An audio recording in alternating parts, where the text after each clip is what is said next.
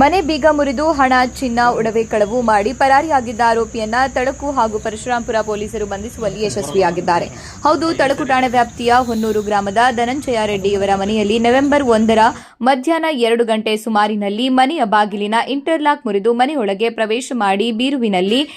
ಇಟ್ಟಿದ್ದಂತಹ 5,000 ನಗದು ಮತ್ತು 40,000 ರು ಬೆಲೆ ಬಾಳುವ ಬಂಗಾರದ ಆಭರಣಗಳನ್ನು ಕಳವು ಮಾಡಲಾಗಿದ್ದು, ತಳಕು ಠಾಣೆಯಲ್ಲಿ ಪ್ರಕರಣ ದಾಖಲಿಸಿಕೊಂಡು ಎಸ್ಪಿ ರಂಜಿತ್ ಕುಮಾರ್ ಬಂಡಾರು, ಹೆಚ್ಚುವರಿ ಎಸ್ಪಿ ಡಾಕ್ಟರ್ ಶಿವಕುಮಾರ್ ಬಂಡಾರು ಹಾಗೂ ಡಿವೈಎಸ್ಪಿ ಸತ್ಯನಾರಾಯಣ ರಾವ್ ಮಾರ್ಗದರ್ಶನದಲ್ಲಿ ಕಳ್ಳರ ಪತ್ತೆ ತಂಡ ರಚನೆ ಮಾಡಲಾಗಿತ್ತು. ಪೊಲೀಸ್ ವೃತ್ತ ನಿರೀಕ್ಷಕ ಹನುಮಂತಪ್ಪ ಎಂ ಶಿರೇಹಳ್ಳಿ ಅವರ ನೇತೃತ್ವದಲ್ಲಿ PSI Shivakumar K, professor PSI Chetan, ASI Manjanna ಹಾಗೂ ಸಿಬ್ಬಂದಿಗಳಾದ ನಿತಿನ್ ಕುಮಾರ್, ಜಾಕೀರ್ ಹುಸೇನ್, ಮಂಜುನಾಥ್, ಧನಂಜಯ್, ಜಗದೀಶ್, ವೀರೇಶ್,